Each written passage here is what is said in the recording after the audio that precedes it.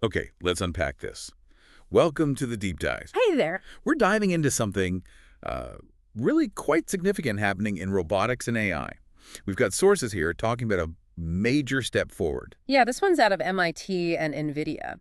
And it's all about how robots move, how they interact with, the physical world, stuff around us. Right, the physical stuff, picking things up, moving them around. Exactly. And the core of it seems to be this new algorithm. It promises to dramatically speed up how robots plan those physical actions. Grasping, pushing, tidying. So our mission for this deep dive, figure out what this breakthrough actually is, why this whole manipulation thing has been so tough for robots, It really has been a bottleneck. how they solved it, and I guess what it means for real-world use. Where might you actually encounter this? And that headline number really catches your eye, doesn't it? It does. The sources say robots' planning complex moves thousands of times faster. Yeah, thinking ahead in seconds, not, long minutes like before. That feels like a game changer. Getting robots out of those super-controlled factory settings and into, well, into our world. The messy one. Because honestly, just getting a robot arm to, say, pick up a specific toy from a cluttered box without knocking everything else over, or using a simple tool, it's way harder than it looks to us. Right. Why is that, though? Because for people, it's mostly automatic. We just reach out and grab. Yeah. Why is it such a struggle for a machine? Well, think about the robot itself first. It's got all these joints in its arm, right? Degrees of freedom, they call it. Okay. A typical arm might have 6, maybe 7 joints. Each one moves. Coordinating all of them perfectly at the same time to get the hand or gripper to the exact right spot with the right orientation. The number of possible positions, the configurations the arm could be in, it's just mind-bogglingly huge. So it's like trying to aim something with way too many hinges. Yeah. Every little bit affects the end. Exactly, and that's just the robot in isolation. Yeah. Put it in the real world. Which is messy. Totally messy. It's not static. It's not perfectly predictable like a simulation. Things aren't where the map says they should be. Maybe they're half hidden, or they shifted, or they piled up. That's the environmental uncertainty problem. So the robot's target might move or be blocked or just not quite where it's expected. Precisely. And when you combine those two things, the complex arm and the unpredictable world, you hit what the sources are calling a combinatorial explosion. Okay, that sounds explosive. It kind of is, computationally speaking. Yeah. The number of ways the robot could possibly move, interacting with all the objects and obstacles, it just skyrockets exponentially. So finding the one path that actually works, that's safe and efficient through that enormous maze of possibilities. It's incredibly hard, computationally very, very expensive. And I guess if a robot needs to react quickly, like catch something falling or get out of the way, Yeah, physical interaction demands speed. planning that perfect path can't take minutes. It has to be almost instant. Right. And the older methods, things like RRT or trajectory optimization, they often search step by step, exploring options. They just get bogged down, way too slow for real-time interaction. Which brings us back to this new system. What was it called again? Diffusion Policy Tree Search, DPTS. DPTS. Right. You said it's a different approach. Yeah, the sources describe it as a really clever fusion of 2 key ideas. Okay, break that down for us. What's the first part? So one part is these diffusion-based AI planners. You can think of them as AI models that have basically learned from tons of data a sort of intuition? Intuition for robots. Sort of. They learn what successful movements generally look like in different situations. They don't map out the exact path instantly, but they can quickly suggest or propose likely good ways for the arm to move towards a goal. Okay, so instead of just randomly trying things, the AI gives it a really educated guess, a set of promising directions. That's a good way to put it. It narrows the search space right from the start based on learned patterns.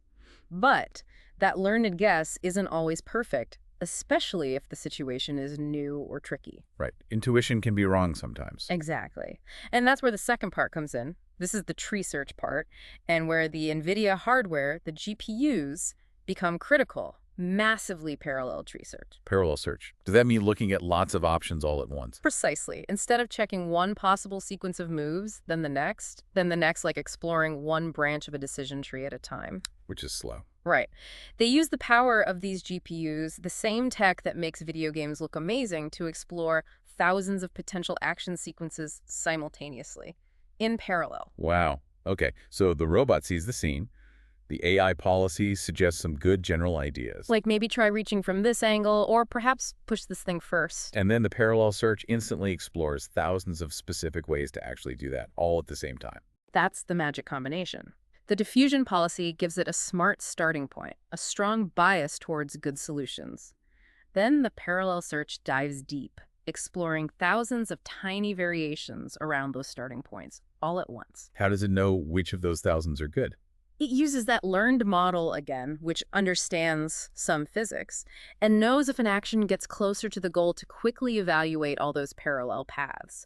It basically prunes or throws out all the bad branches, the ones that would hit something or just be inefficient almost instantly. So it's like having a really good gut feeling and then having 1,000 assistants instantly check all the possible ways that feeling could play out and report back in milliseconds. That's a great analogy. And that combination, the smart guess plus the massive parallel checking and refining, that's what gives them that incredible speed boost. The 100x faster number the sources mentioned. Yep, compared to the previous best methods for these kinds of complex manipulation tasks. It allows the robot to make these agile, precise decisions in just seconds. That speed, it feels like it unlocks completely new capabilities. Right. What kind of things did they actually show the robot doing with this system? The examples in the sources are pretty cool. They showed it doing complex object rearrangement. Think tidying up a bunch of scattered items on a table, not just picking one thing. Basically, cleaning my desk. Please. Huh. Maybe someday. They also showed it using tools intelligently, like figuring out how to use a little stick to push another object it couldn't reach directly. Oh, interesting. So it's not just grasping. No, more complex interaction. And obstacle avoidance wasn't just static. The robot could dynamically replan its path while moving if a new obstacle suddenly appeared. That's crucial for the real world. Things change. Absolutely. And maybe the most important part, generalization. They showed the system could adapt to completely new scenes, new object arrangements, often without any extra training. That feels huge. Because every situation is slightly different, isn't it? You can't pre-program for every possibility. Exactly right. A robot in a warehouse, the items in a bin are never exactly the same twice. A robot in a home, forget about it. So that adaptability, combined with the speed, where do the sources see this making an impact? What industries? Well, manufacturing is a big one. Imagine factory robots that are much more flexible. They could switch between making different product versions or even completely different tasks much faster without needing complex reprogramming. Less downtime, more adaptable factories. Makes sense. And then there's warehousing and logistics, those automated picking robots you see. This could make them way better at grabbing items from cluttered bins or shelves because each grab might need a unique, quick plan. Yeah, I can see that. What about outside of factories and warehouses? The sources talk about potential in healthcare or elder care, robots assisting people, maybe handling tools or objects in environments that are just inherently unpredictable because, well, people are there. That requires a lot of safety and adaptability. It does. And this kind of real-time planning is a step towards that. And then the big one that always captures the imagination, domestic robots. Robots in the home. Yeah, the potential for robots that could actually navigate a real cluttered home and, maybe tidy up, sort laundry, maybe even help with simple cooking tasks. That requires serious real-world manipulation skills. So for you listening, this isn't just some abstract lab experiment. The idea is this capability could start to filter into, well, your workplace, maybe healthcare settings, and down the line, possibly even your own home. That's the long-term vision, definitely. Okay, stepping back then. The bigger picture here isn't just about speed, is it? What's the fundamental shift this represents for robotics? I think it's about bridging that notorious gap between simulation and reality. Sim to real, they call it.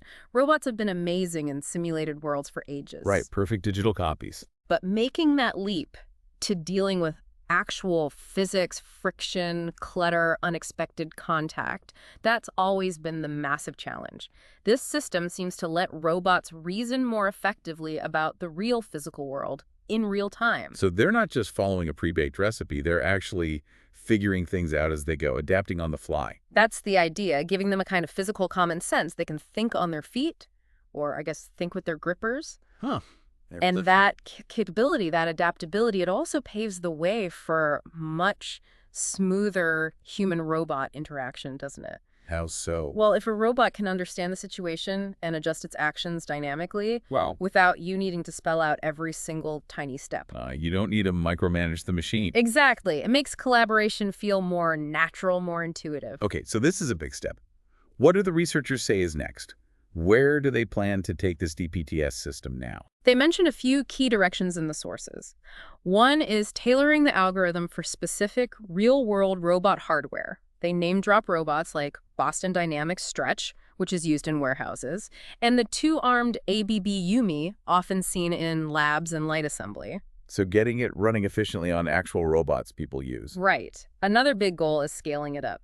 Imagine coordinating multiple robots working together using this kind of planning. Oh, like a team of robot movers or construction workers? Potentially, yeah. Complex tasks that need cooperation. And then there's the integration with language models. Connecting it to things like ChatGPT, but for physical actions? Kind of. The idea is you could tell a robot, using natural language, hey, put those books on the top shelf, Yeah. and the robot would understand the command and use this DPTS system to figure out the sequence of grabs, lifts, and placements needed to do it safely and efficiently. That would be incredible. And finally, they want to deploy this in really tough, unstructured field robotics settings. Think agriculture, maybe construction sites, or even disaster response zones. Places where adaptability is absolutely paramount. Okay, so wrapping up this deep dive, this MIT-NVIDIA work on diffusion policy tree search, it really feels like a major milestone. It does. By smartly blending these AI-driven learned policies with massive parallel computing power, they've cracked a major bottleneck in robotics. Enabling robots to plan and execute complex physical stuff. Yeah. Not in minutes, but in seconds, in real time. And it's not just about being faster, it's about giving robots the smarts to handle the unpredictable nature of the physical world. It moves us closer to that idea of general-purpose robots that can actually function effectively out here with us. Right. And that speed, that newfound ability for a robot to predict, plan, and perform complex physical tasks almost instantly, it really does change the kinds of questions we can ask. It opens up new possibilities. So here's something to think about. If robots are no longer fundamentally limited by slow planning when it comes to interacting with the physical world, what truly complex, real-world problems could we now realistically ask them to tackle? Problems that seemed completely out of reach before. How might this shift change how we interact with machines every day, not just in controlled spaces, but out in the messy, unpredictable world we all share?